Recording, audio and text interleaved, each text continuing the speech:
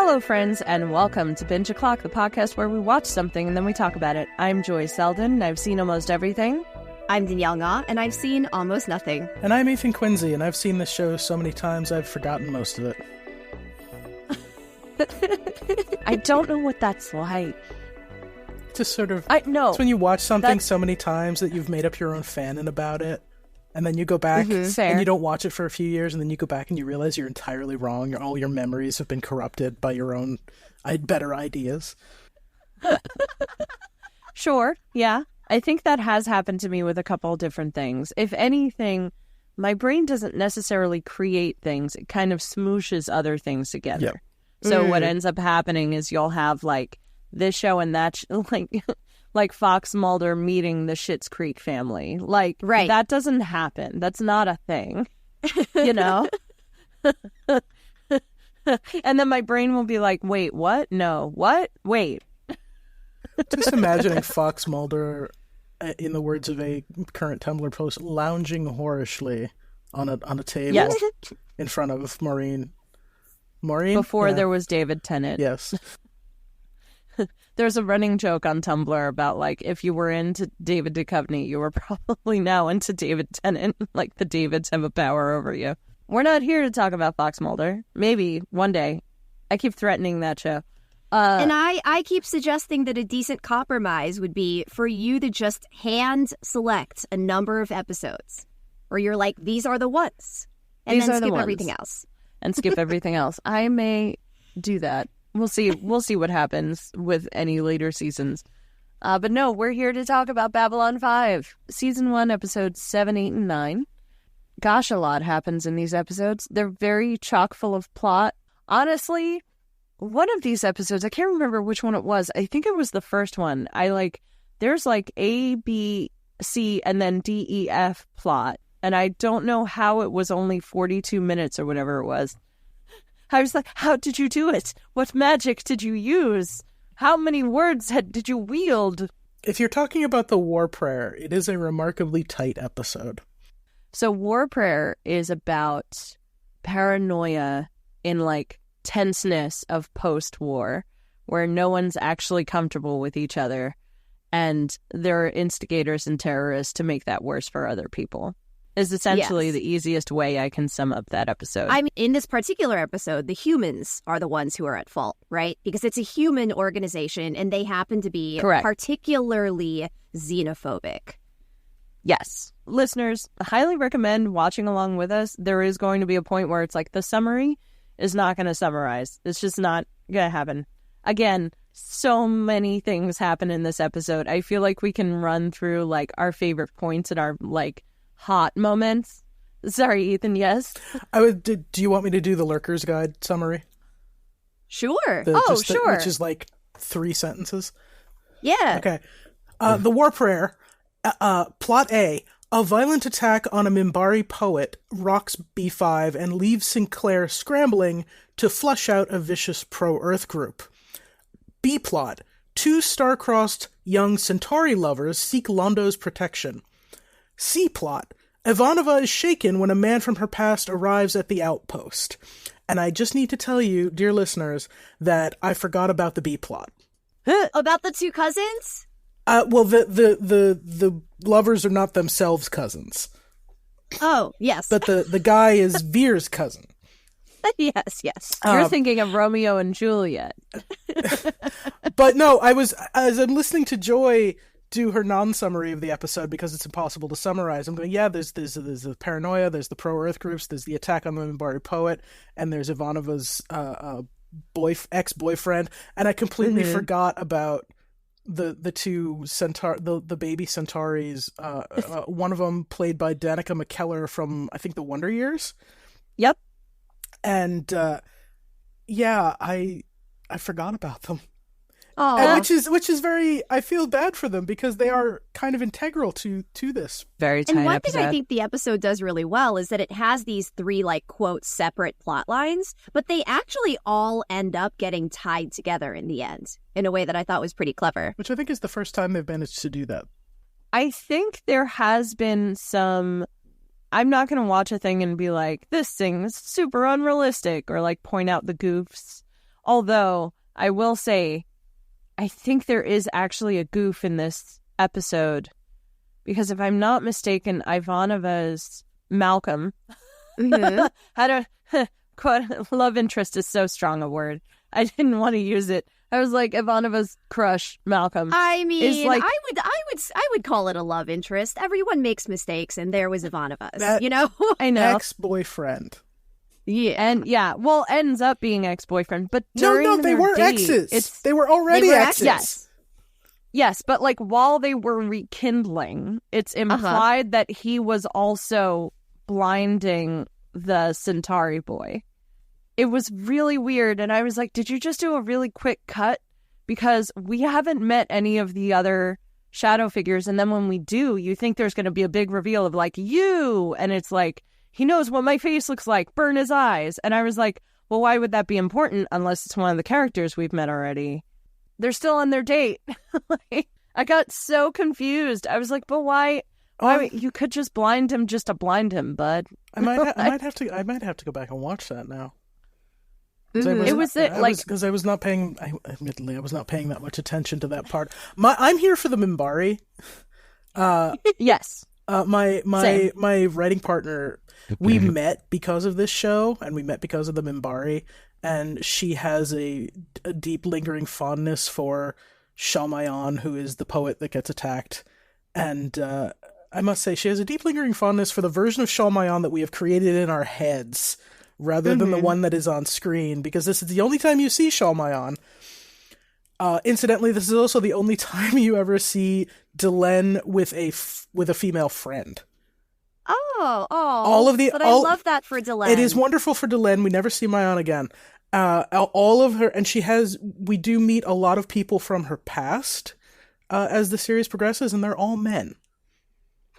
Which I just thought was an interesting choice. Yeah, it is an interesting choice. Yeah. Also you could argue blah blah blah. Season 1, they're still figuring that out, and Delenn is so kind of secretive and a little bit shifty.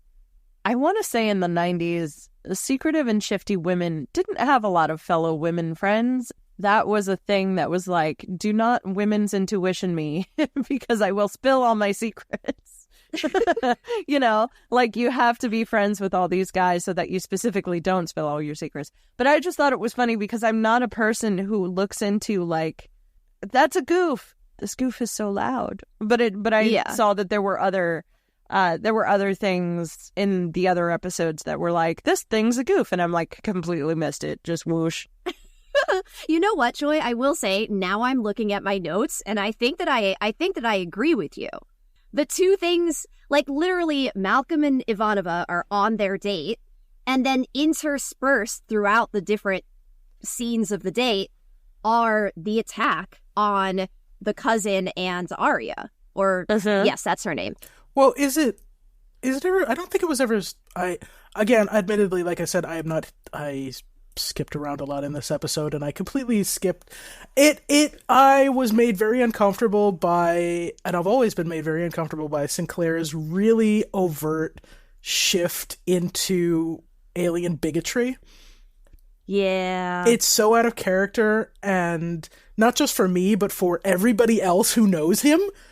That I did not. It feels icky, and I didn't watch those scenes, and I didn't watch the end scene where they like deliberately placed one of the new alien ambassador in danger. Yeah, that's fair. Fun fact. Yes. New alien ambassador, who does appear in a couple of episodes, played by Robin Curtis, second Saavik from Star Trek 3. And Babylon 5 is just Spot the Star Trek actor in these. It kind of is. It's interesting that you mentioned that. I do think there's a lot of work that goes into, how do I want to say this? There's a thing that happens when you have like a character go like undercover for something, and there's this atmosphere around the other characters to like make it believable. Like they did this on Star Trek all the time, where it was like Kirk would be lying and Spock would be like, I have to stretch a weird truth to make this true, and I'm a Vulcan and I cannot lie. I like that Ivanova is, like, mostly silent. Ivanova, like, lets the two of them dominate the conversation, doesn't say anything to dissent, like, literally just is there. And I also like that the commander, this is what I like about him, man. He gets crazy eyes on a dime. And it's kind of really beautiful to watch. And I'm just like, all you got to do is lean into the crazy just a little bit, buddy. That's it. And I like Delen's face when he's so dismissive of this new ambassador. And I remember writing down, like, is Delen in on this? Mm-hmm. Because that is what you expect from a science fiction show. You expect people around them to sell the lie.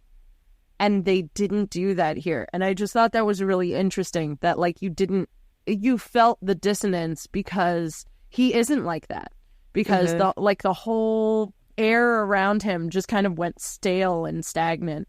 And I really liked that it was like, no, we're not all actors. We don't all have to sell this.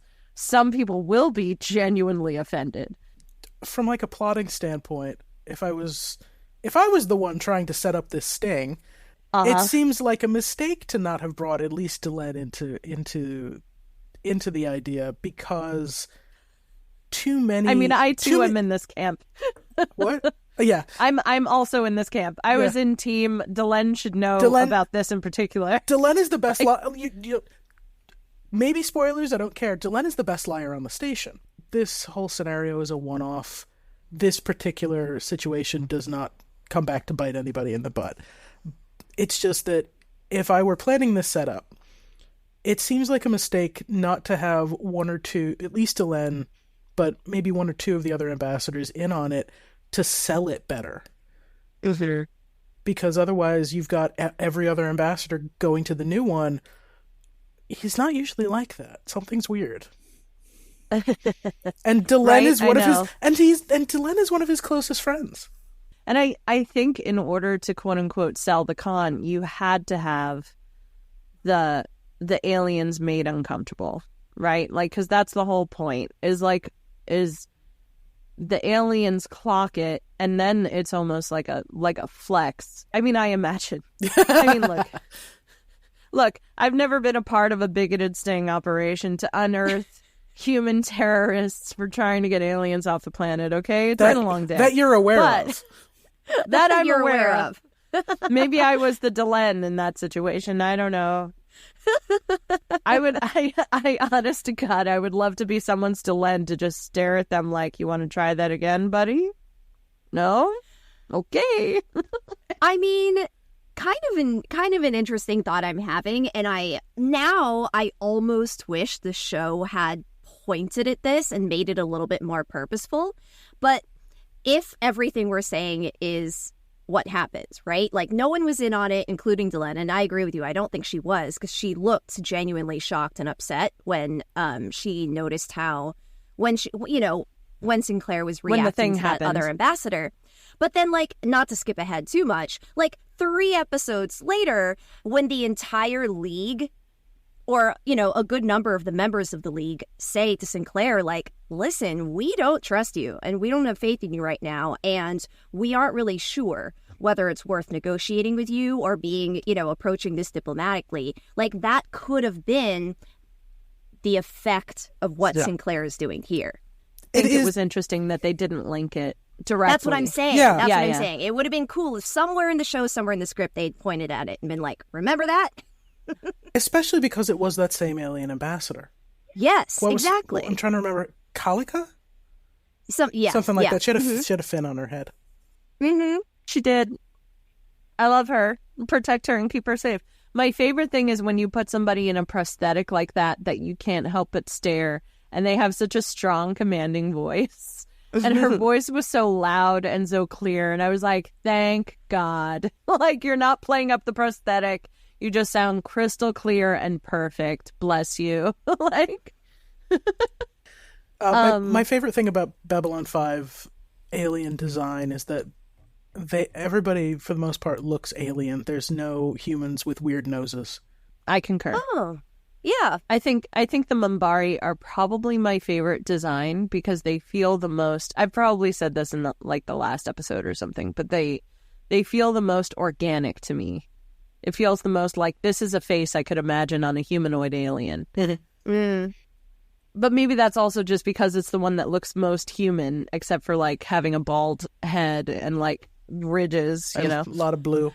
A lot of blue. Yes. Oh, just trying to think of and the Centauri, the Minbari and the Centauri. Yes. Like the Centauri can actually pass as human if they just didn't have the crazy hair. 100%. Also, if they keep their shirts on, you find a little. No, they do have fangs. You do find a little bit more about a Centauri anatomy later on in the season. Interesting. Can't wait. Of all the aliens, I'm glad that's. Just before we move on from this episode, because we do need to move on, there's a few other pieces I also wanted to mention, and I know, Ethan, you probably have some Lurker Guide trivia stuff too. I really appreciated seeing Michael Paul Chan, and I also looked this up recently and couldn't believe he's in his early 70s. I was like, wait, really? But it's in the 80s, he was like a father on the Goonies. He was also in Joy Luck Club. Like, he was basically like Asian male representation like through the 80s and through the 90s when there wasn't a lot of that. And I appreciate that he's sort of playing, he didn't like pick and choose his parts very specifically, but like he didn't always play the good, nice Asian, you know, like here we have him as like a sympathizer for the Earth terrorists who are just like, yeah, that's my knife. What about it? You know? And I really appreciated seeing him in this role. And although I didn't appreciate watching him get beat up, I did feel bad about that. I was like, no, wait.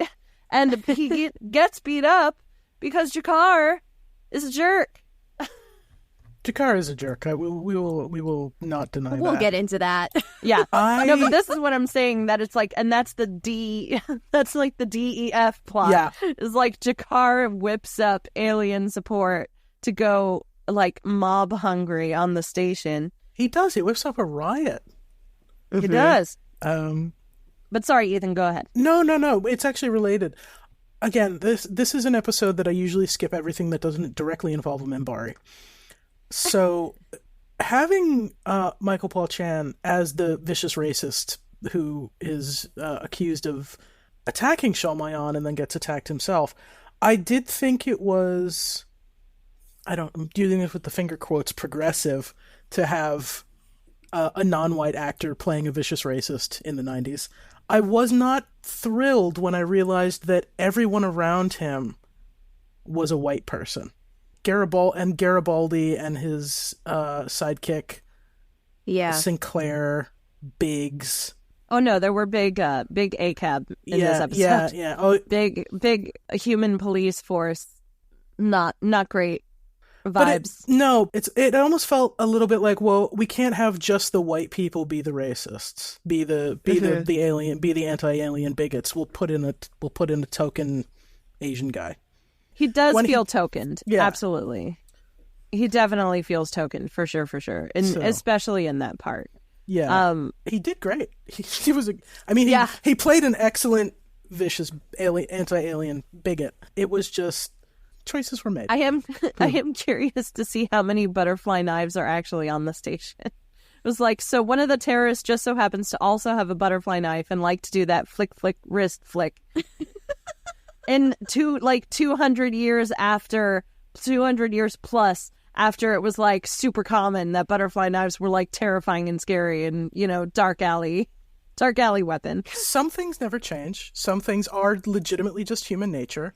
And the desire to go flick with your sharp and pointy weapon is one of them. Is one of them. I don't know. I feel like it's very like two people on one space station. One of them is an Earth terrorist and one of them is not. It's a little bit like who's wearing the Iron Cross and who actually believes the Iron Cross is the thing. You know, it's like, is this the weapon of bigots? Like, wait.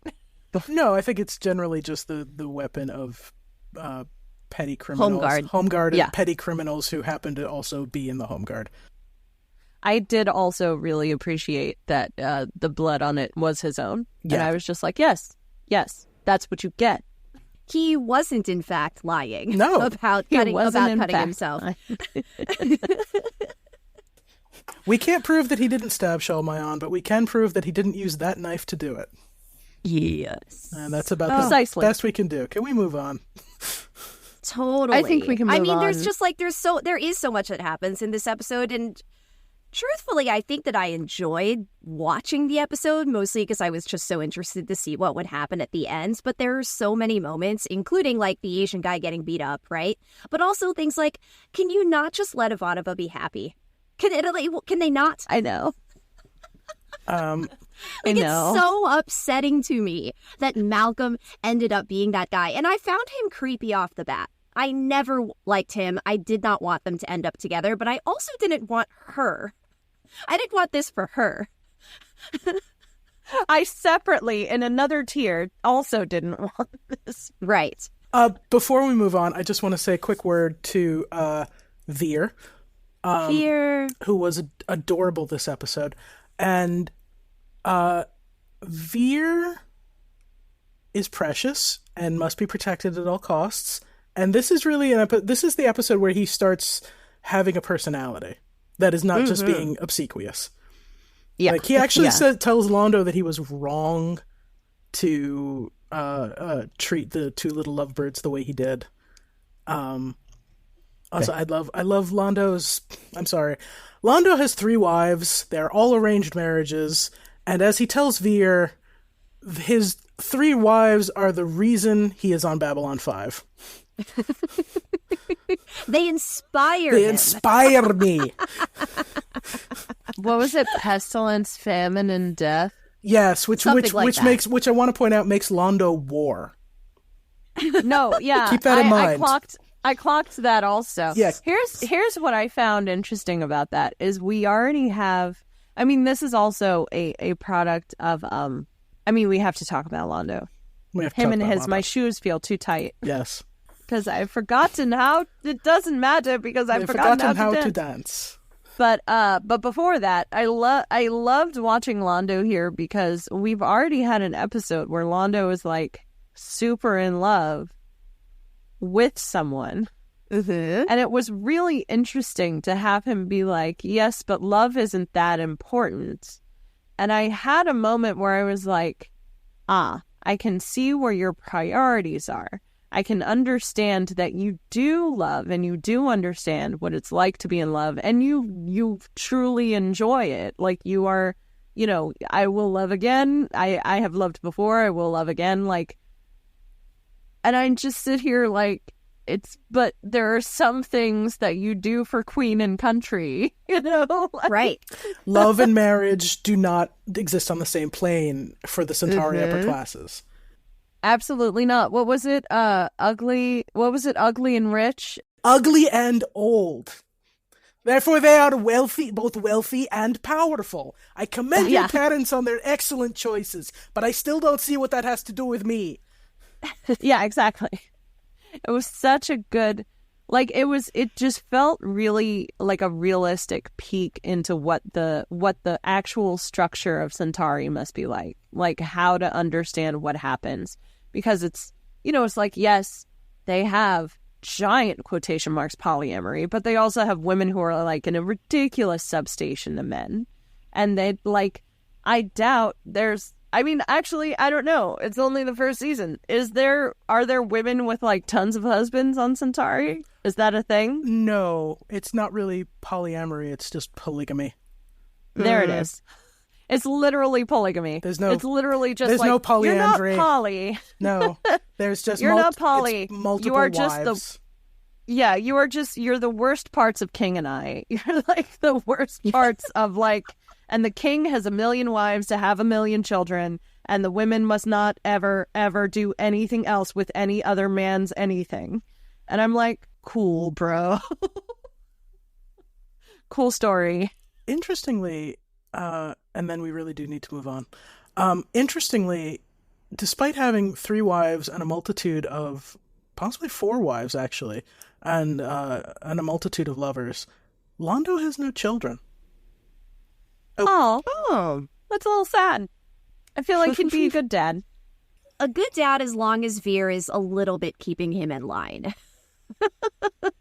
Right? And Absolutely. There to tell him when he's wrong, when he needs to be called out. Like Uncle Veer. Uncle Veer. Londo would make the kind of dad who is just very overly stern. Yeah. But is not listened to, but is also has a very open wallet. I feel like Londo is the dad that puts his foot down and relents almost immediately. I was like, I was a little loud. Here, you take $20, go to mall. Sorry about that. You know, like, I feel like he is passionate and a real softie. Like, I feel like the kids who would have, like, really clocked him, and then we're just like, I got him wrapped around my finger. He's fine. Don't worry about that. Stop crying. Here, go buy candy or something. 100%.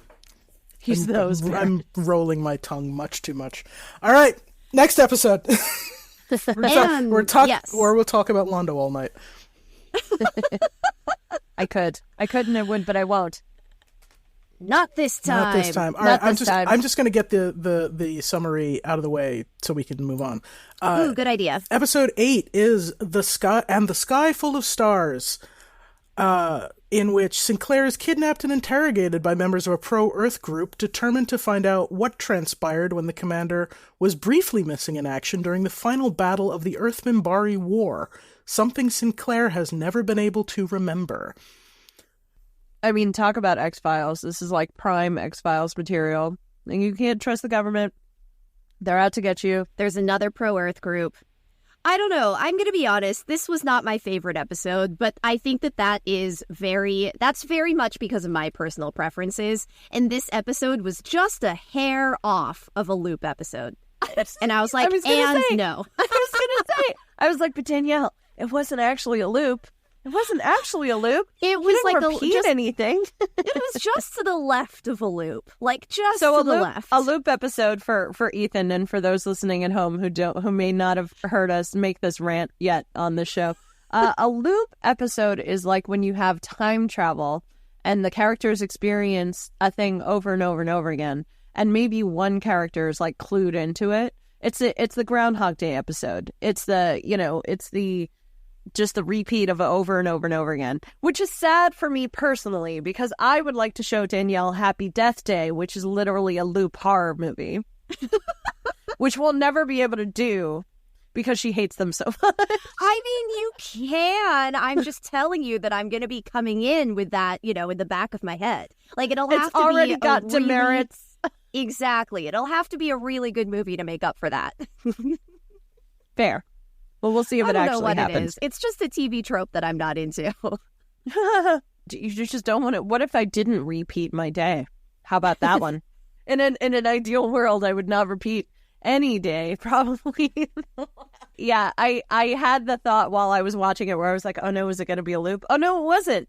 I'm interested in the episodes that do have psychological war torture of somebody who survived a traumatic event, and trying to figure out, because I did also look up, this is something else I saw on IMDb when I was looking up some names of the people in this episode, and I found the line of what they're talking about, the fight at the line, which is basically the front. They brought 20,000 ships to the line and less than 200 made it out. Like the creator of the show confirmed later, like it was bad. Like, Earth was losing, and the Minbari just decided to be like, lol, we surrender, lol. It's like watching 300, and then suddenly the Persian king is like, actually, you know what? You win, buddy. Bye-bye. And it like, hang on. Right. You had the numbers, you had the weapons, you literally were slaughtering all of us, and then you just turned around and left. I, as Earth's government, probably would have been like, I am super suspicious of all of these things that are happening. But at the same time, I'm also just like, but why do you have to be so xenophobic about it?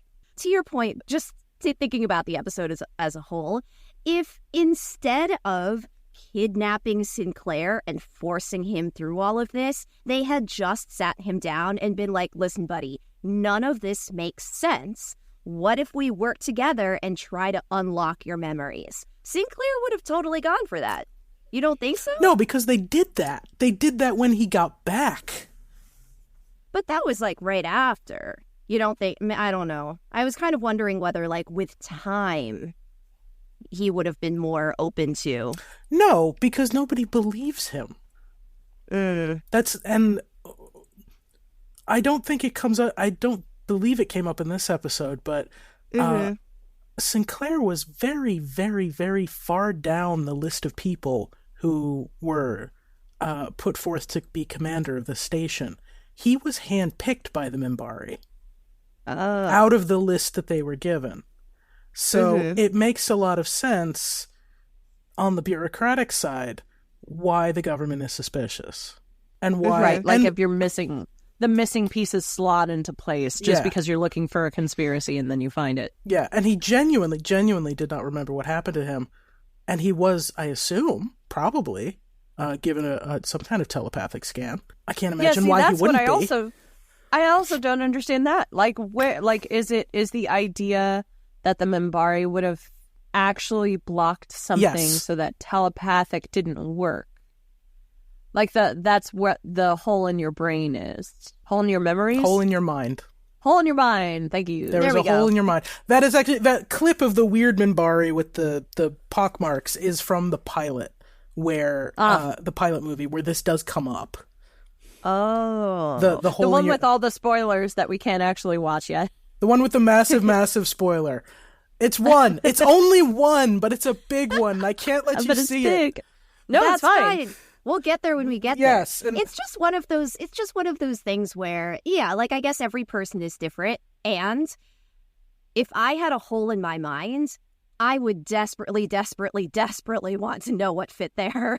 I mean, you know? But also, would you? If it was something so traumatic, in the middle of an already very traumatic war where you were seeing people dying all around you, and something was so bad that you blacked out and lost 24 hours of your memory, would you want to know what it was?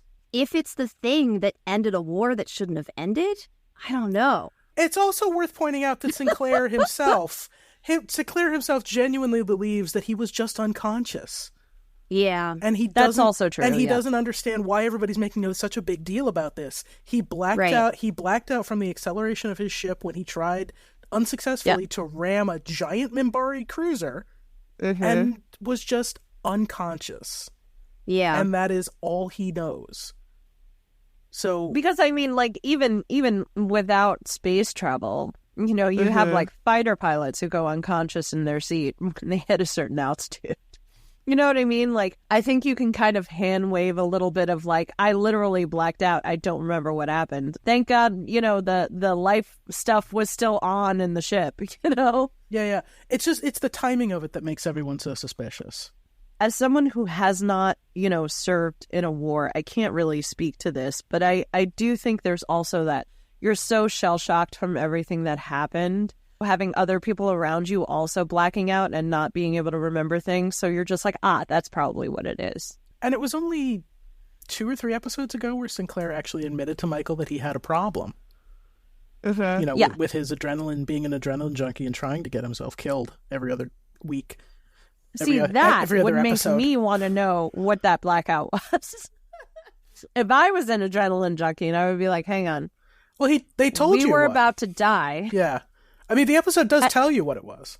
Yeah, well, right at the end. He wasn't really blacked out, you mean? What? Yeah. That he was what? That he didn't really black out. He was with the Minbari and they were torturing him. Fair. Yep. But even that, it's like being a thrill seeker, I would be like, what do you mean I blacked out? Did I really black out? That's 24 hours. Did I wake up hungry? Did I wake up with any bruises? Like, did I piss myself? Like, what? You know what I mean? Like, 24 hours is a long time to just be blacked out. Like, so where were you dehydrated? Were you hungry? Did you lose your bowels? Like, were you just in a chair? And then it's just like, were you totally freaking fine? Hang on. Where did it go? You know, like, I'd have a red string board of like, but the body has functions. I mean, I hear what you're saying though, Ethan, because I feel like at the Sinclair we get at the beginning of the episode is very different than the Sinclair we get at the end of the episode. Because I do think it's important that at the beginning of the episode, to your point, he really genuinely thought he just blacked out. Yeah. Right? Mm-hmm. And then the minute he gets an inkling that is not in fact what happens, he is a dog with a bone. Yes. And yes. He ends the episode very determined to figure out what's going on. But that was important for him to know that what he knew to be true was a lie. Yes. And now he's like, well, who's lying to me? Yeah. Yeah. And again, now that he knows that that what the whole hole in his mind thing is, like you said, dog with a bone, he is not going to let this go. He didn't have that bone before. Yeah. He just thought, blackout. That's a good point. He just thought, I blacked out. Why is everybody harassing me and ruining my life about this? Why have I been passed over for promotion so many times? Why? Also, I can't believe he recorded that into the computer's anything. I was like, buddy, I know it's a personal log, but why? Why are you doing that? That actually really annoyed me too. Really, really annoyed me. Sinclair, you have to be way more careful. I'm just going to assume that he does the thing that Cisco does at the end of In the Pale Moonlight, where he makes this entire long confession-style video blog and then deletes it. Well, again, we had that in Star Trek a couple of times. We recently had that in Strange New Worlds, where she was like, I am the very existence of my being is illegal. Computer delete the file. I just had to put it somewhere. Yep. You know? Yep. But he doesn't say delete, and it's going to drive me insane. It's like, bro, you didn't, bro, you got to wipe your browser history, bro. Bro, what are you doing, bro? And then you go into the deleted folder and you delete that. And you delete the delete. Actually. Clear the cookies, clear the cache, get rid of everything. Wipe your hard drive. Clear the cache should be the name of this episode. Yeah, seconded. I did also write down a cabal of white, rakishly handsome men. Again, what else did I write down? I mean, we finally got someone getting tossed out of an airlock, actually. Right? Weren't we talking about that the last time we recorded together? Mm-hmm. Poor Benson. I do feel a bit bad for him. They were just gambling. I know, me debts. They were just gambling debts. Poor guy. Yeah, I didn't deserve that. No. If you are a part of the government, to find a dark room and a space station where he's the commander and try this. Like, can't you black ops some ship and like dock without them knowing and just like shove them off? Like, what? Why would you have to stay on the station? Which is kind of why I think this was not necessary. I'm of two minds about this being a government op. But they're very sloppy if it was a government op. They were clearly not well funded. Speaking of which, why would you keep your own pain receptors on? If you're the torturer, why would you do that? In what world does that make sense? Like, this is why the torturee is bound in some way, and you are several feet away doing a torture, and the torturee can't reach you. Like, why? But you don't have to do that if you're in somebody's brain. You could literally just turn off your own brain receptors. Like, is it why like would if you still allow yourself to have pain? Is it like if you're in the Matrix and it's like you're not actually feeling pain, you're just perceiving it? I don't know. I was concerned about everyone involved. Yeah, I feel like this. Like this is. I feel like this is one of those episodes where a little bit of the MST3K mantra comes in, which is where you're thinking about it too much, and like I feel a little bad always for creators in the the binge era. Sure. Because they could just do things in episodes and be safe in the knowledge that only the most devoted and diehard of fans would actually be there with the VHS recorder. And it's true. This is true.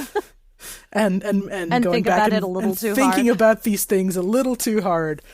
Because it's like, what are you supposed to take away from this episode is that Sinclair really did have an experience. He was abducted by aliens. There's your X-Files moment. He was literally abducted by aliens and bright light and everything, and probably had things probed, and that the Minbari, that Delenn is lying to him. Yeah. One of his best friends. He knows she was he saw her on that ship. He knows she's a member of the Grey Council. Mm-hmm. And she's lying to him. And even she, after he walks out, we learn that she is now responsible for him not remembering. Right. And, not only not remembering, making sure, I assume if their friendship is still intact, making sure he doesn't remember, because she's basically been told, yes, and if he ever remembers, he's out. He has to die. Yeah. Mm-hmm. So we're definitely not meant to think too much about the technical aspects of it, because I can guarantee you the writer didn't. Sorry, putting the technical aspects aside, I'm looking forward to everything that this episode set up. Like, to your point, like, all of that is very cool. It was just the actual episode itself. I was like, give or take. Like, of the three, I wouldn't say this is my favorite one. I will say the one thing that I found most interesting on rewatching and knowing everything that I know about the show, also knowing just everything that Sinclair learned in this episode, is that the one thing that was able to calm him down when he had his little psychotic break and escape was Delenn. Mm-hmm. Which made me wonder, like, how much in there was torture versus how much in there is, like, who saved you from that? You know? Like, or did you save yourself? Like, it makes me wonder, like, why is Delenn safe?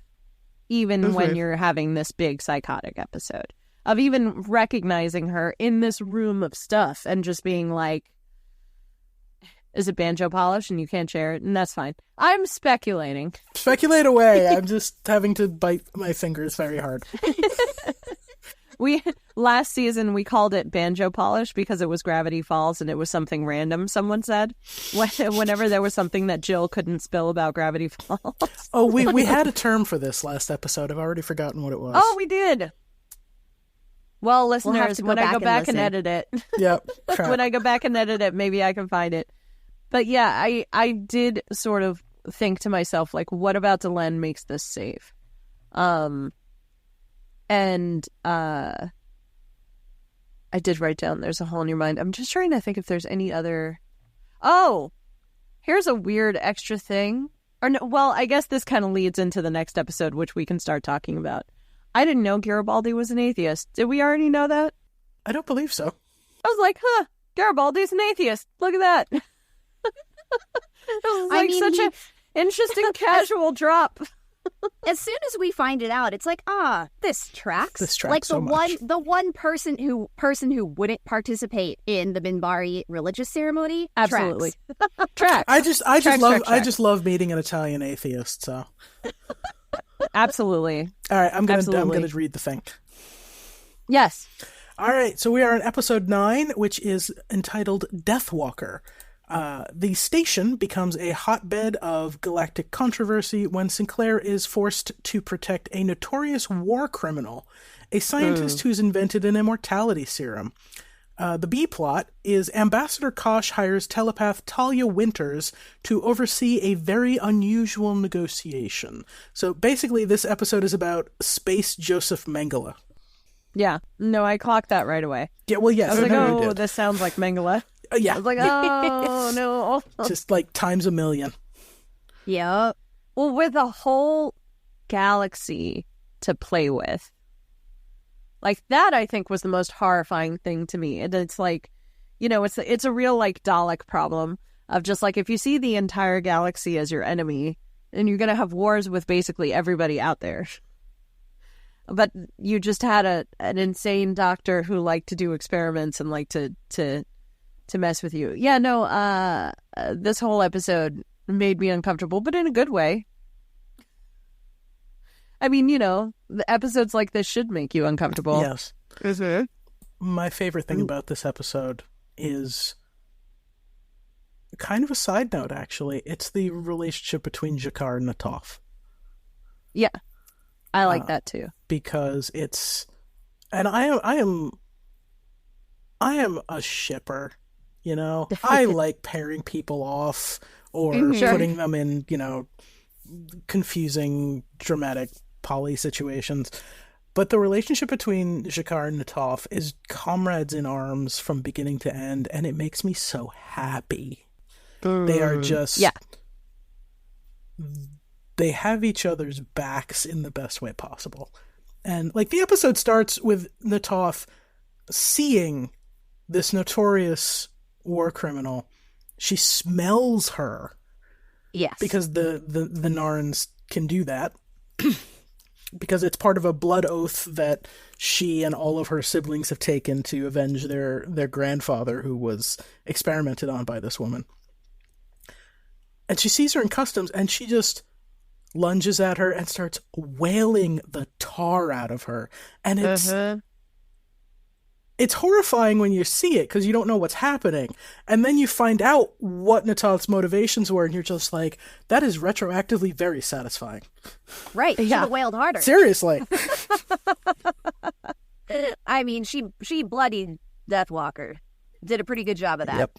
Yeah. But no, I agree with you. I really enjoy their relationship. And I'm still trying to figure out how I feel about G'Kar. I think he's a really polarizing character. He has a lot going for him.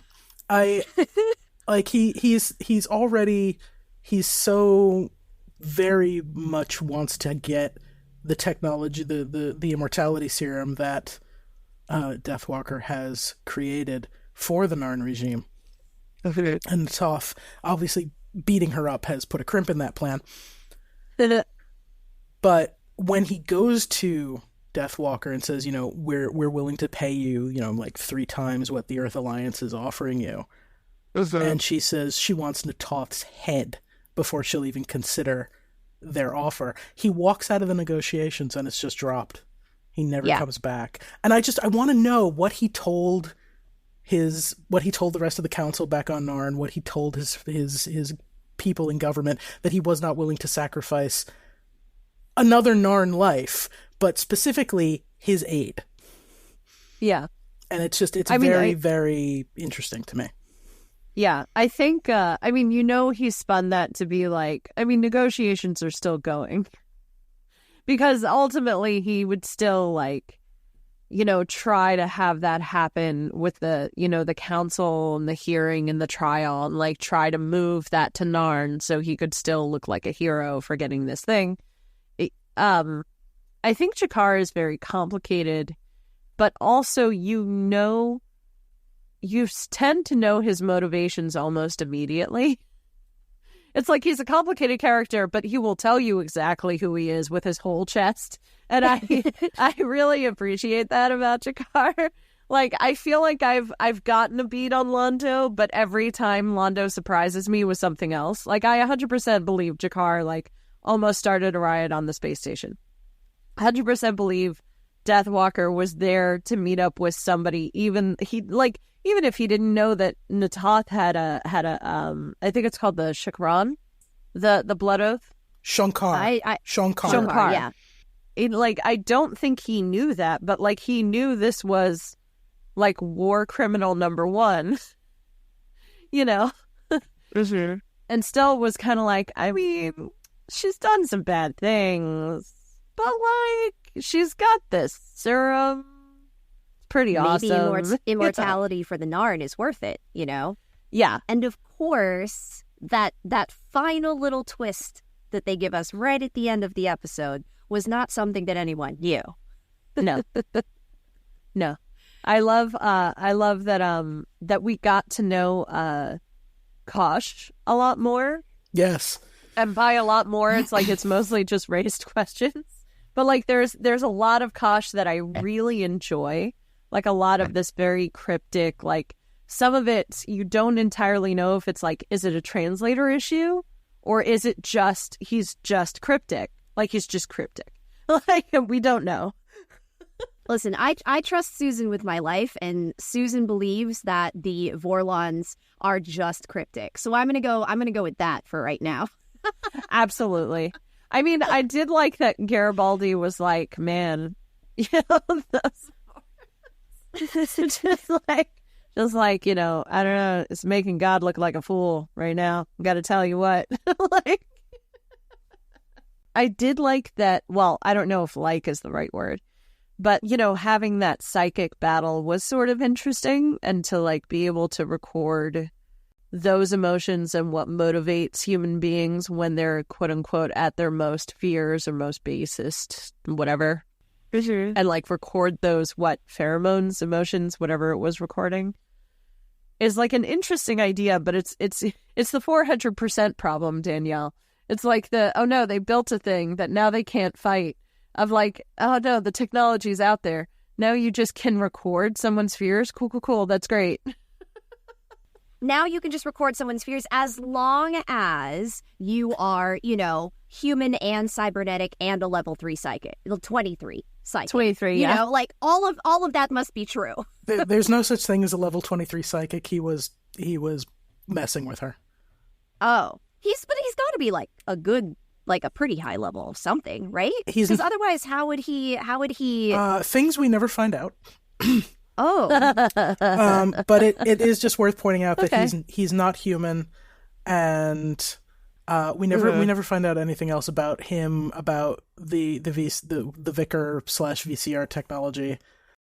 I would just like to bring up 2 points there. One's a comment, one's a question.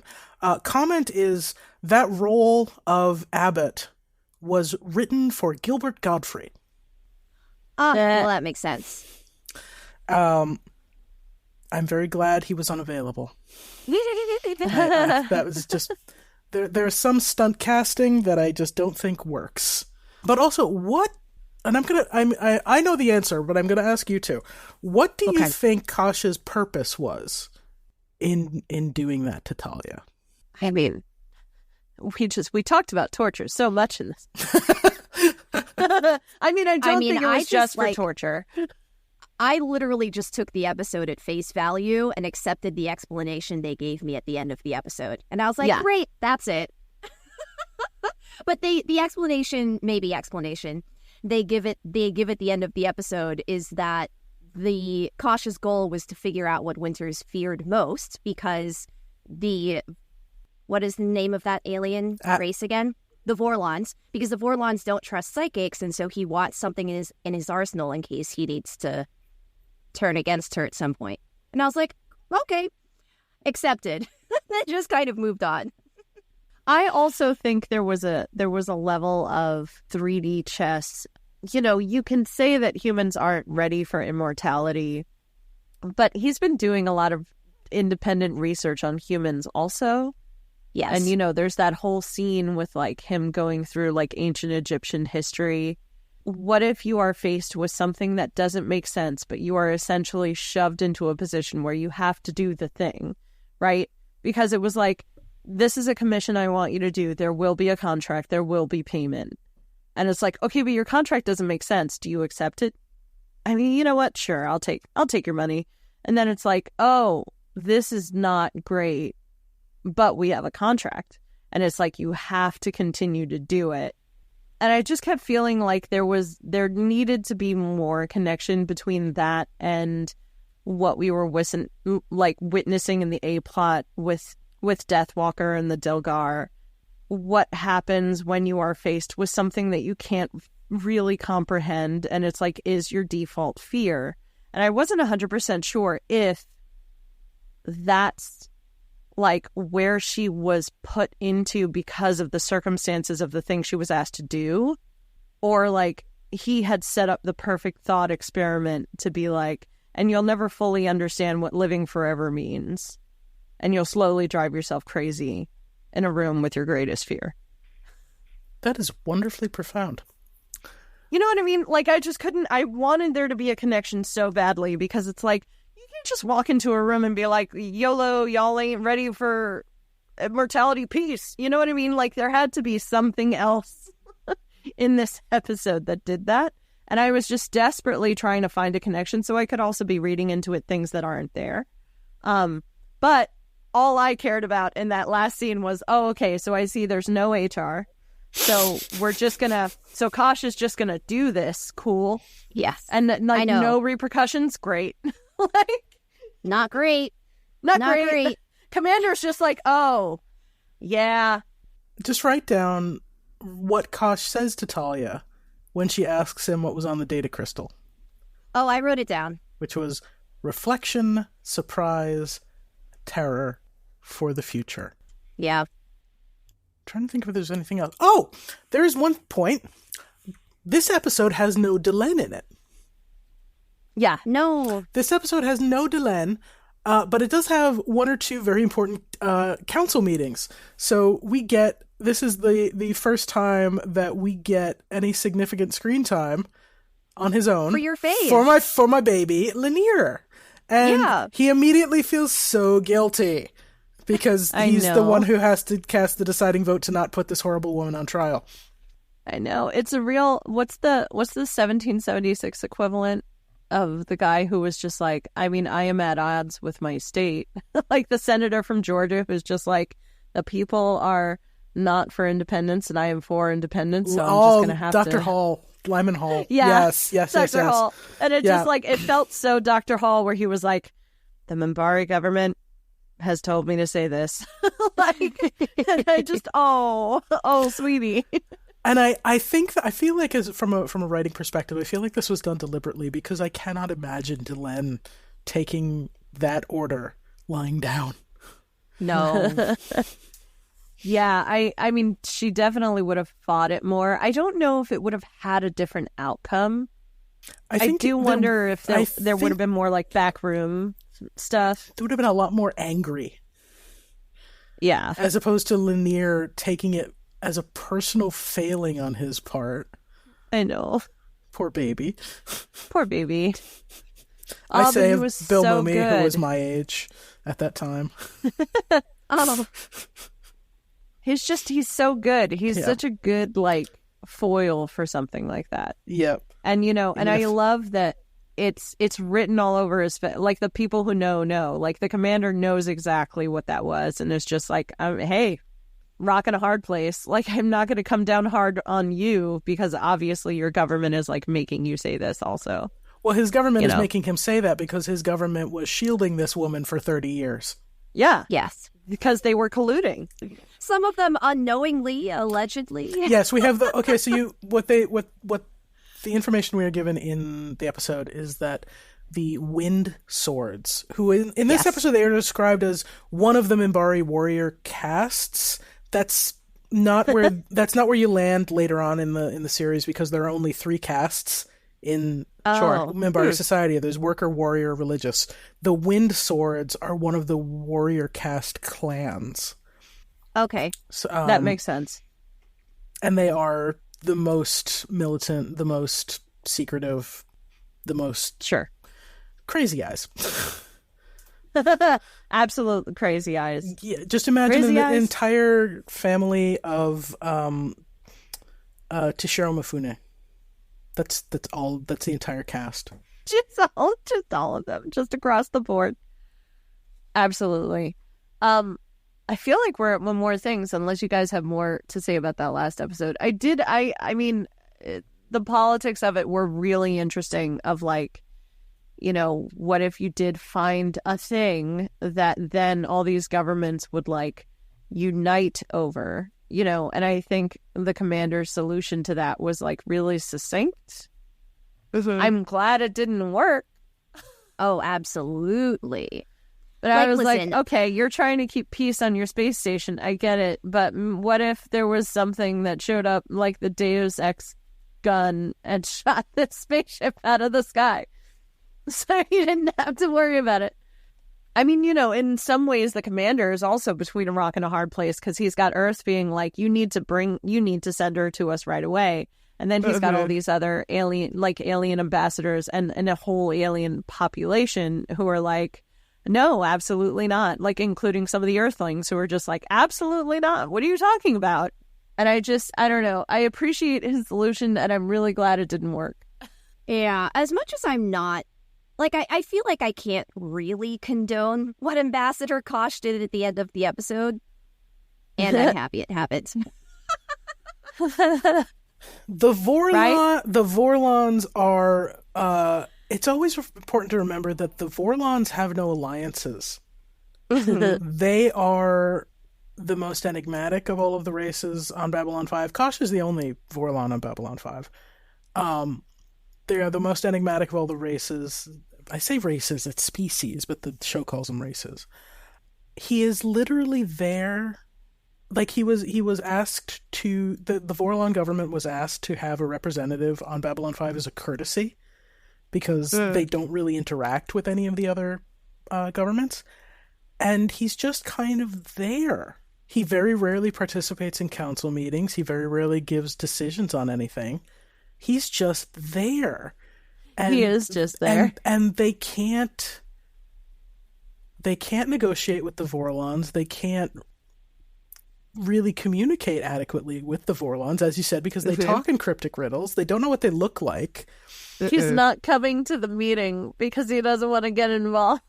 Doesn't want to get involved. He doesn't want to put his suit on. He's having a spa day. And just the Deus Ex Machina ending bothers me, but also in the context of just where the Vorlons fit in this universe, it makes sense. Yeah. And I hate it. Yeah. No, because it does take away, like, Sinclair found the best possible option of an impossible situation, and now we don't get to see it play out. Yeah.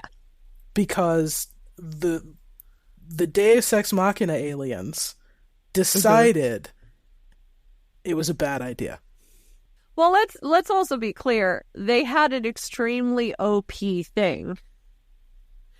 What if you could stop the aging process and force it into retreat? See, now I'm just quoting Death Becomes Her.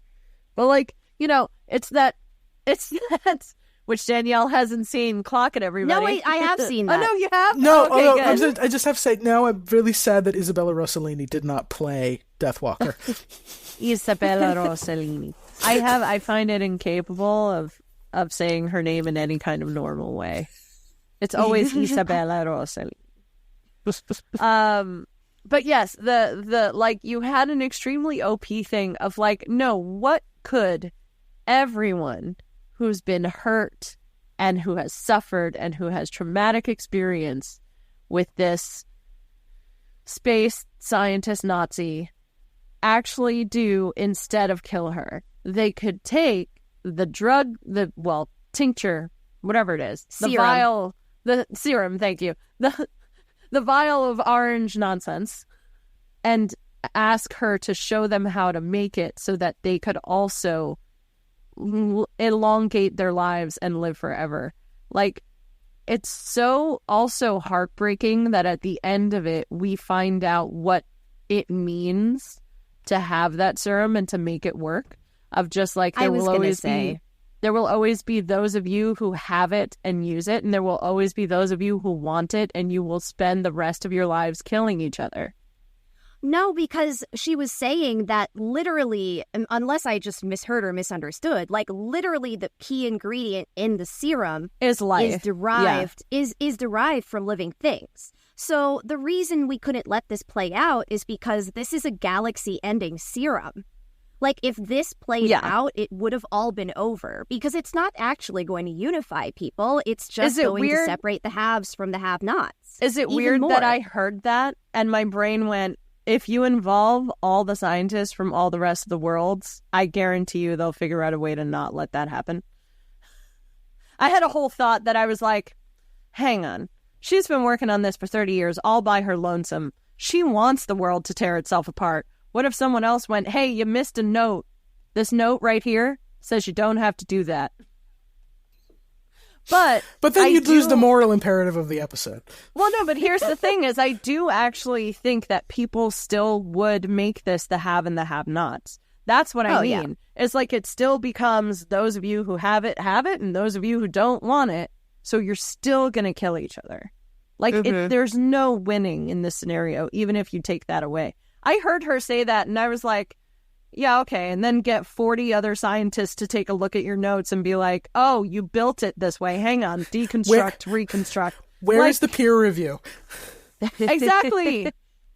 This is what I mean. This is why I was like, get more eyes on her research. Because why? Like, why are we only having this space Nazi make us the serum? It could kill you. It could literally kill you. Like, she could be like, this one works and all these other ones don't here. Like, why would you trust her with that?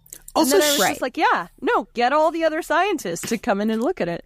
Also, she is of a species that no longer exists because there was a war, because there's always a war. Side note for backstory, 30 years before now, in the show, Earth was involved in a war with Deathwalker's race who were called the Dilgar.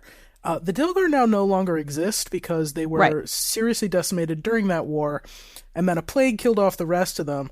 And also winning, with the finger quotes, winning the Dilgar war made Earth Force military really cocky. And they actually...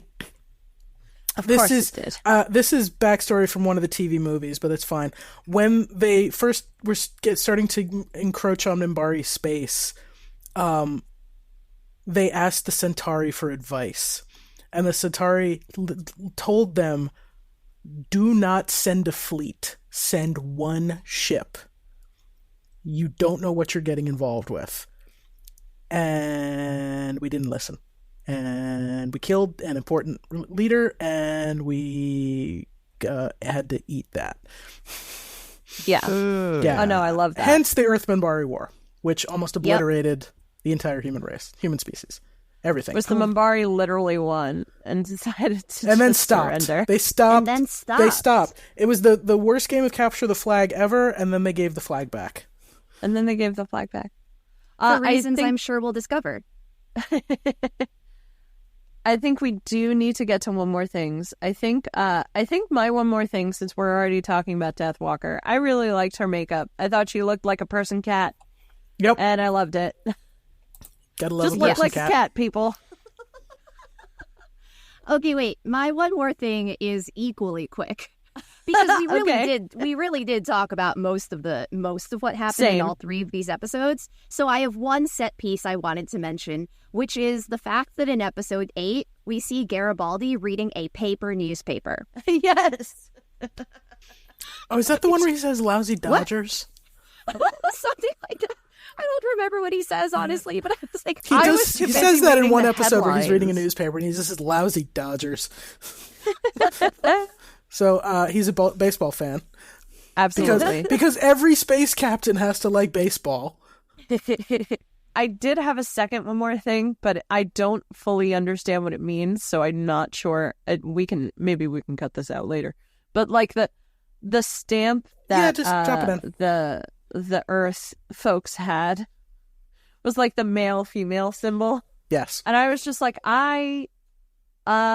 weird flex, but okay. Like, it felt like such a weird is this the universal Earth man woman in the galaxy? Is that where I was like desperately trying to piece it together, and I just had so much trouble.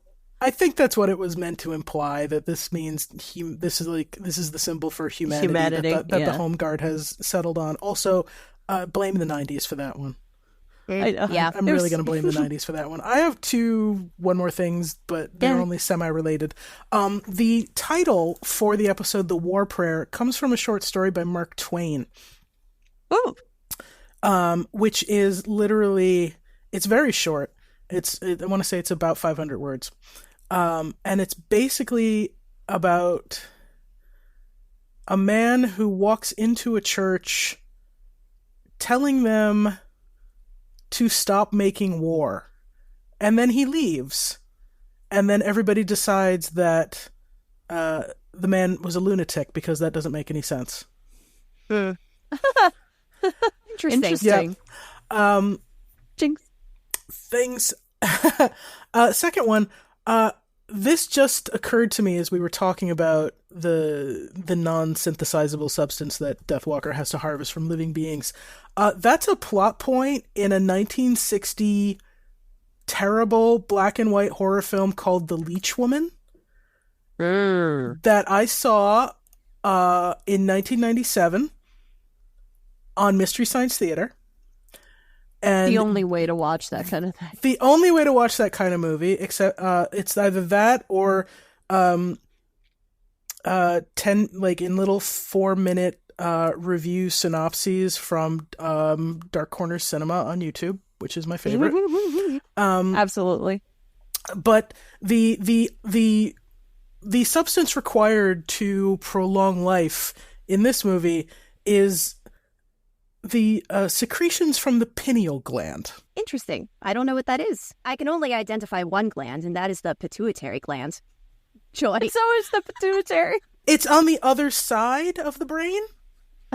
Yeah. It's like the pituitary gland is sort of like at the base of the front of the brain, and the pineal gland is at the base of the skull in the back. Yeah. This is before science fiction knew the pituitary gland was like a thing. Yeah. Is a thing? This is pre that. Yeah. So pre that. It's I don't know why the pineal gland was chosen as the source of the immortality. It produces melatonin. Oh, interesting. Yeah. So weird. 1960s horror movies, totally known for their biology accuracy. Their accuracy of biology. I mean, again, they were hoping no one would think about it too. Don't think about it. This was for drive-ins. They were thinking nobody was ever going to see this. Absolutely. Forget never see it again. Nobody was ever going to see it. Absolutely. They're too busy necking in the cars. No one was actually going to see it. You just needed it. You needed to have the soundtrack. Yeah. To your liaison. Yes. In the backseat. In the backseat. And on that note, where can the listeners find you, Ethan? They can find me at Ethan Quinsey on Patreon and Blue Sky and X, probably formerly known as Twitter. Ethan Lindley on Instagram, and if you are Tumblr trash, I'm there at Gaslight Gallows. We all are Tumblr trash. But yes, Danielle, take us away. And yes, if you're looking for more Bach Pod, we would love to hear from you. You can check us out at Binge O'Clock Pod on Twitter and Facebook, where you can answer the question, are your shoes too tight, and have you forgotten how to dance? You can also email us at bingeoclockpod@gmail.com, and don't forget, we have a Patreon. Find us at patreon.com/BachPod. That's right, and tell your friends, tell your family, tell your loved ones, tell the live lobsters in your life about Binge O'Clock, and we will see you next time. Yes, listeners, a cat has interrupted this regularly scheduled broadcast. You missed it. She was majestic. And now my friends get a little bit of cat butt for their day. I mean, listen, I've been a good blessed. dad